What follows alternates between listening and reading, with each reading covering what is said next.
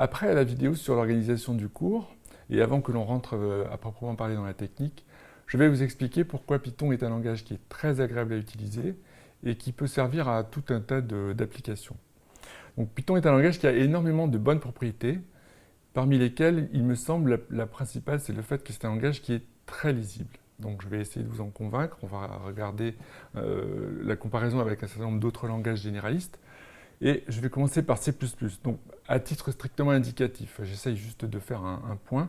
Si je compare la façon de faire une boucle sur une liste en C++, ça pourrait ressembler à ça.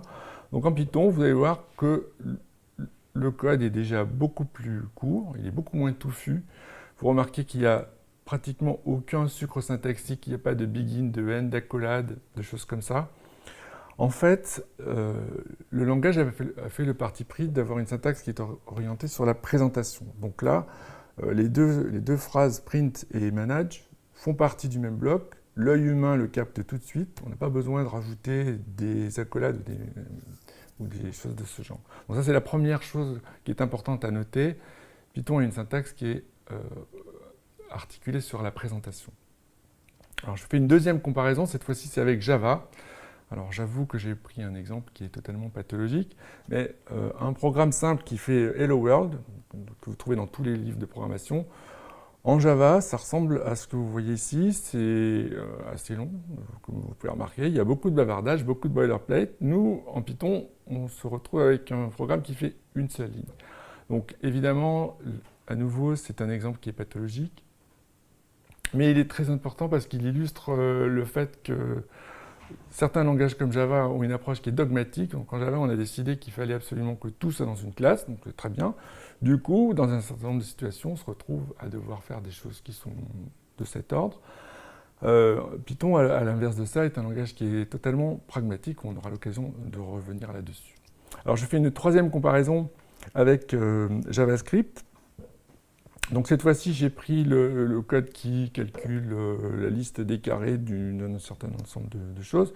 Donc vous voyez de nouveau en Python un code qui est plus petit, plus ramassé, qui est simplement plus lisible. J'en resterai là sur la comparaison avec les autres langages. Bon, j'admets volontiers que le choix des exemples est tout à fait arbitraire, mais je voulais faire principalement deux points qui me semblent très importants. Dans un premier temps, la facilité d'accès a été considérée comme un but.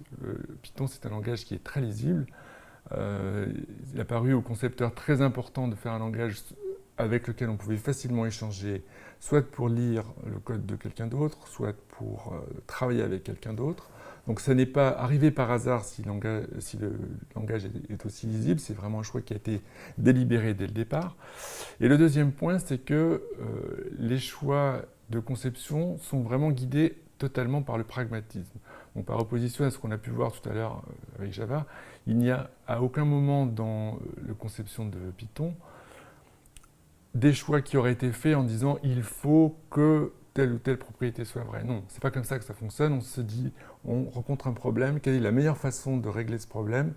Donnons-nous les moyens de trouver la solution la plus élégante pour que l'utilisateur ait le langage le plus agréable et le plus à même de résoudre ses problèmes. Sans transition, voici un rapide historique des versions du langage. Donc ça vous étonnera peut-être, mais Python est un langage qui est assez ancien, qui a déjà maintenant 25 ans. Inutile de dire qu'il y a 25 ans, le langage ne ressemblait pas exactement à ce qu'on peut utiliser aujourd'hui. Mais voilà, c'est un langage qui a pas mal d'heures de vol derrière lui. Il y a eu une grosse rupture de compatibilité entre la version 2 et la version 3, évidemment. Tout le monde est d'accord pour dire que ça a été assez douloureux, mais c'était quelque chose qui était nécessaire compte tenu de principalement la façon dont étaient gérées les chaînes de caractères, les encodages. Donc on aura beaucoup l'occasion de parler de ça pendant le cours. Depuis la version 3, évidemment, les choses sont redevenues totalement compatibles.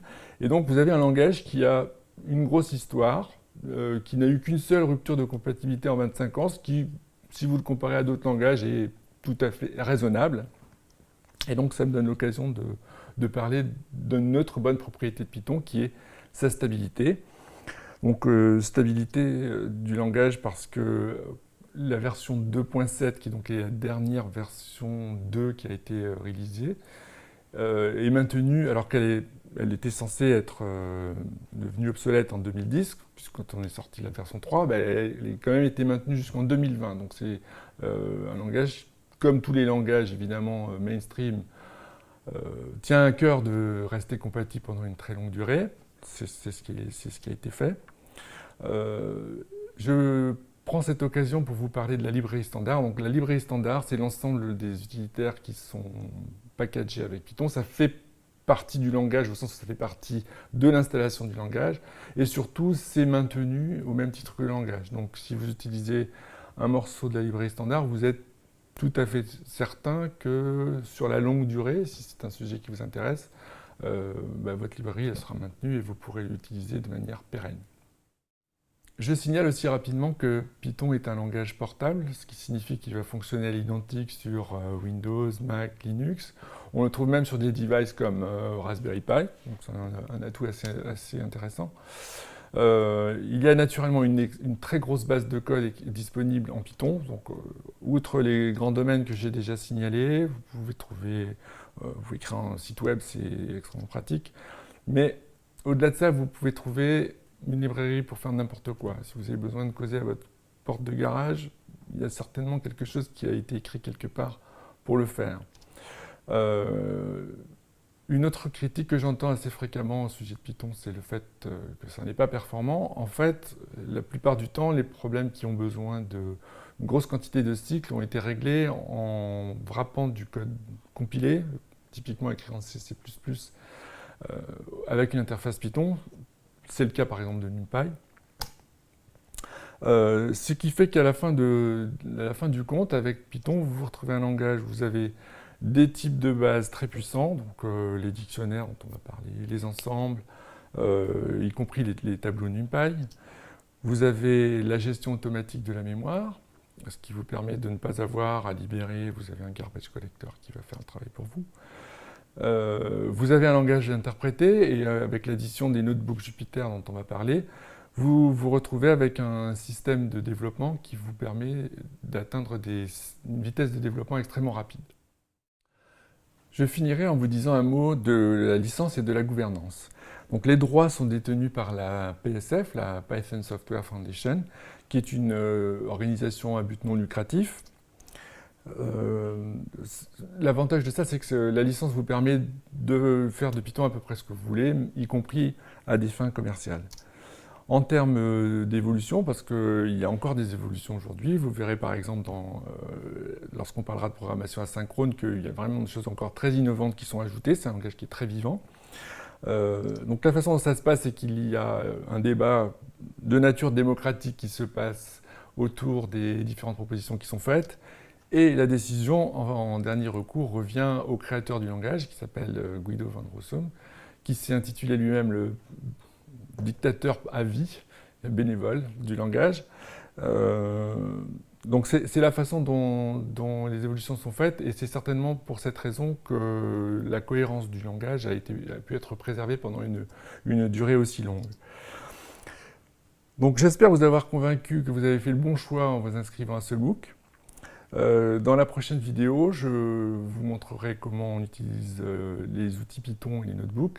Et c'est pour cette raison que je vous conseille d'installer les outils Python. Alors, ils ne sont pas totalement indispensables pour suivre le MOOC, mais si vous voulez pouvoir manipuler sur votre ordinateur, c'est bien que vous installiez Python et IPython. Il y aura des compléments à ce sujet. À bientôt!